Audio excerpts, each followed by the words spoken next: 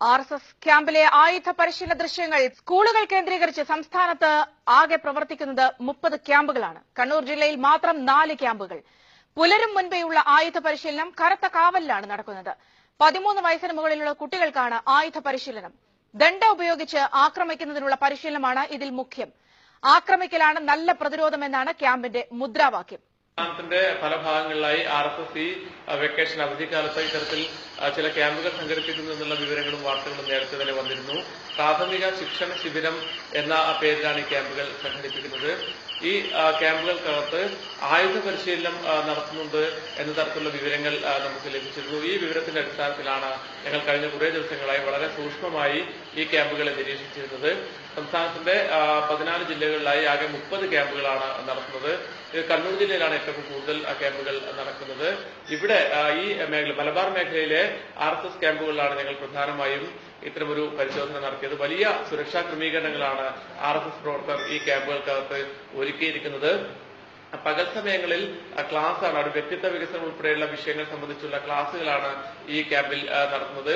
അതിനുശേഷം പകൽ ആർക്കും സംശയം തോന്നാത്ത രീതിയിലാണ് ക്ലാസ്സുകൾ നടക്കുക. ചില സ്കൂളുകൾ RSSുമായി ബന്ധമുള്ളതോ അല്ലാത്തതുമായ സ്കൂളുകൾ അവിടെ ഒരു ആഴ്ചക്കാലം ഡിസംബർ 24-നാണ് ക്യാമ്പ് ആരംഭിച്ചത്.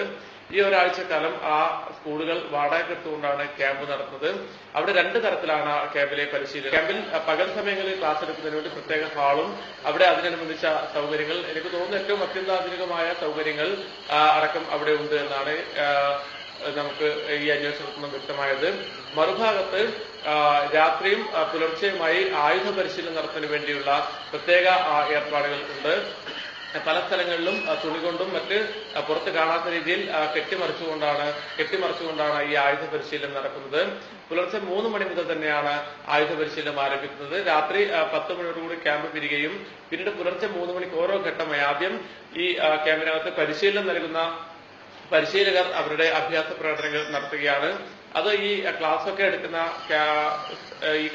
സ്ഥലത്തിന് തൊട്ടടുത്ത് വെച്ചാണ് ഈ പരിശീലനം. അതിനുശേഷമാണ് ഈ ക്യാമ്പിൽ പങ്കെടുക്കുന്ന 100-ലധികം വരുന്ന കുട്ടികളെ, 13 വയസ്സിന് മുകളിലുള്ള ആൾക്കാരാണ്. അതിൽ 13 വയസ്സിന് മുകളിലുള്ള കുട്ടികൾ, അതുപോലെ തന്നെ യുവാക്കൾ, മധ്യവയസ്സ് ഉൾപ്പെടെയുള്ളവരുണ്ട്. 50 വയസ്സിൽ കൂടുതലുള്ളവർക്ക് മറ്റൊരു തരം ട്രെയിനിങ് ആണ് ഇവിടെ നൽകുന്നത്. ഈ 13 വയസ്സിനും ഏതാണ്ട് 40 വയസ്സിനും ഇടയിലുള്ള ആൾക്കാരെ ഗ്രൗണ്ടിൽ ഇതിനായി പ്രത്യേക ആയുധ പരിശീലനത്തിന് വേണ്ടി തയ്യാറാക്കിയ പ്രത്യേക ഗ്രൗണ്ടിൽ അണിനിരത്തുകയാണ്. അവിടെ നിന്നാണ് ഇവർക്കുള്ള ആയുധ പരിശീലനങ്ങൾ, കായിക പരിശീലനം നടക്കുന്നത്. കൃത്യമായ വ്യായാമ മുറകൾ, അതുപോലെ കരാട്ടെ ഉൾപ്പെടെയുള്ള അഭ്യാസ പ്രകടനങ്ങൾ ഇവരെ പഠിപ്പിക്കുന്നു. അതിനുശേഷമാണ് ദണ്ഡ ഉപയോഗിച്ചുള്ള പരിശീലനം. ദണ്ഡ ഉപയോഗിച്ച് എങ്ങനെയാണ് എതിരാളികളെ ആക്രമിക്കാൻ പറ്റുക, അല്ലെങ്കിൽ ജനങ്ങളെ എങ്ങനെയാണ് ആക്രമിക്കാൻ വേണ്ടി പറ്റുക, അത് ഏതൊക്കെ രീതിയിൽ ഉപയോഗിക്കണം, ദണ്ഡ ഏതൊക്കെ രീതിയിൽ ഉപയോഗിക്കണം, അത് ശത്രുവിനെ കീഴ്പ്പെടുത്താൻ എങ്ങനെ ഉപയോഗിക്കണം, അല്ലെങ്കിൽ കൊലപ്പെടുത്താൻ എങ്ങനെ ഉപയോഗിക്കണം എന്ന തരത്തിലുള്ള വിവിധ തരത്തിലുള്ള ദണ്ഡപ്രയോഗങ്ങളാണ് ഇവിടെ പരിശീലനം നടത്തുന്നത്.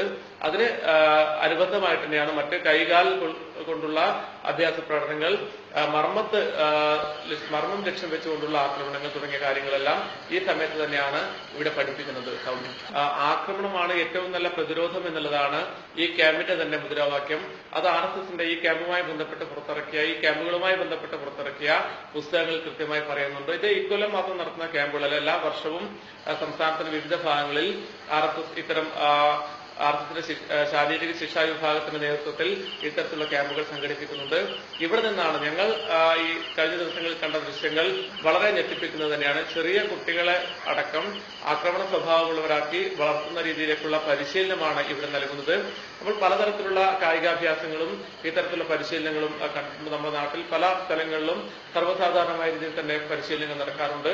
പക്ഷെ ഇതൊരു സ്കൂൾ കേന്ദ്രീകരിച്ചുകൊണ്ട് 100-ഉം 120-ഉം ആൾക്കാർ ഒരു സ്ഥലത്ത് കേന്ദ്രീകരിക്കുക, പകൽ സമയത്താണ് വ്യക്തിത്വ വികസന ക്ലാസ്സും അതുപോലെ മറ്റു രീതിയിലുള്ള ക്ലാസുകൾ സംഘടിപ്പിക്കുക, രാത്രി സമയങ്ങളിലും പുലർച്ചെ, അതായത് പൊതുജനങ്ങളുടെ ശ്രദ്ധ ഇല്ലാത്ത സമയത്ത് സംഘടിതമായി നിന്നുകൊണ്ടുള്ള ഒരു കായിക പരിശീലനം നടത്തുക എന്നുള്ളതാണ് അവിടെ നമ്മൾ കണ്ടത്. ഇതിനകത്ത് തന്നെ ഏറ്റവും ശ്രദ്ധേയമായ കാര്യം, ചെറിയ കുട്ടികൾ, പക്ഷേ ഒരു 300-400 മീറ്റർ മാറി നിന്നുകൊണ്ടാണ് ഞങ്ങൾ ഒളി ക്യാമറയിൽ ഈ ദൃശ്യങ്ങൾ പകർത്തിയത്. കാരണം കനത്ത സുരക്ഷാ സംവിധാനമാണ് ആ പരിസരത്തേക്ക് അവരുടെ പ്രവർത്തകർ, RSSന്റെ പ്രവർത്തകരല്ലാത്ത ഒരാൾക്ക് പോലും ആ പരിസരത്തിന്റെ 4 അയലത്ത് പോലും എത്താൻ പറ്റാത്ത അത്രയും സുരക്ഷയാണ് അവിടെ ഒരുക്കിയിട്ടുള്ളത്. അതിനിടയിൽ വെച്ചാണ് ഞങ്ങൾ ഈ ദൃശ്യങ്ങൾ പകർത്തുന്നത്.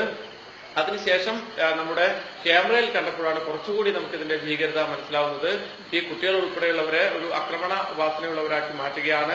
ദണ്ഡ ഉപയോഗിച്ച് അതുപോലെ തന്നെ മറ്റ് കായിക മുറകളെല്ലാം അഭ്യസിപ്പിച്ചുകൊണ്ട് അവരെ കൃത്യമായി എങ്ങനെ ആക്രമണത്തിന് നേതൃത്വം നൽകാം, അല്ലെങ്കിൽ എങ്ങനെ ഒരു ആക്രമണത്തിൽ പങ്കാളികളാകാം എന്നുള്ള രീതിയിലേക്ക് വളരെ കൃത്യമായ രീതിയിലുള്ള ക്ലാസുകൾ തന്നെയാണ് അവിടെ നൽകുന്നത്. നേരത്തെ പറഞ്ഞ പോലെ attack is the best defence എന്നാണ്. അപ്പോ കുട്ടികളെ പഠിപ്പിക്കുകയാണ്. കുട്ടികളെ എങ്ങനെയാണ് പ്രതിരോധിക്കേണ്ടതെന്നല്ല, എങ്ങനെയാണ് കടന്നാക്രമിക്കേണ്ടത് എന്നാണ് പഠിപ്പിക്കുന്നത്. അപ്പോൾ കടന്നാക്രമിക്കുന്നതിനുള്ള ഉപകരണങ്ങളും ഉപയോഗിച്ചുകൊണ്ടുള്ള പരിശീലനമാണ് ഈ ക്യാമ്പുകളിൽ മുഴുവൻ നടക്കുന്നത്. കേരളത്തിലും ഇന്ത്യയിലും മുഴുവൻ നടന്നുകൊണ്ടിരിക്കുന്നതാണ്. ആരാധനാലയങ്ങളിൽ വന്ന ആൾക്കാരെ RSS ആക്രമിച്ച എന്തെങ്കിലും സംഭവം റിപ്പോർട്ട് ചെയ്തത് എനിക്കറിയില്ല ഈ നാട്ടിൽ. മാത്രമല്ല, ചവറ തെക്കുംഭാഗം ശ്രീനാരായണപുരം മഹാവിഷ്ണു ക്ഷേത്രത്തിലാണ് ഭക്തജനങ്ങൾക്ക് നേരെ RSS പ്രവർത്തകരുടെ ആക്രമണമുണ്ടായത്. കഴിഞ്ഞ 4 മാസക്കാലമായി ക്ഷേത്രസമിതിയുടെ അനുവാദമില്ലാതെ ക്ഷേത്ര കോമ്പൌണ്ടിൽ നടന്നുവരുന്ന RSS ശാഖാ പ്രവർത്തനത്തെ എതിർത്തതാണ് പ്രശ്നങ്ങൾക്ക് കാരണം. കേരളത്തിലെ ഹിന്ദു ക്ഷേത്രങ്ങൾ ആയുധപ്പുരകളാണ്.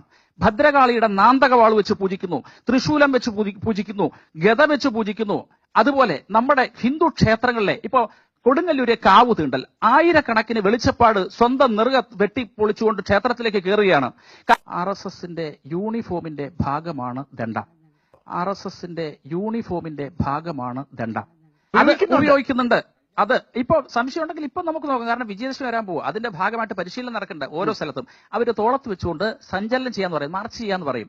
അത് വ്യായാമത്തിന് എടുക്കാറുണ്ട്. വലിയ പരിപാടി 1 ലക്ഷം പേരുടെ പരിപാടി കൊല്ലത്ത് വന്നു. ഈ 1 ലക്ഷം പേരുടെ പരിപാടിയിൽ ദണ്ഡ വ്യായാം യോഗ എന്ന് പറയുന്ന ഒരു സംഭവമുണ്ട്. ക്ഷേത്രത്തിന്റെ ആ ശ്രീകോവിലിന്റെ മുന്നിൽ ആയുധങ്ങളോടുകൂടി നിൽക്കുന്ന ദ്വാരപാലകനുണ്ട്. അത് രാജസഭാവ പ്രതിഷ്ഠ.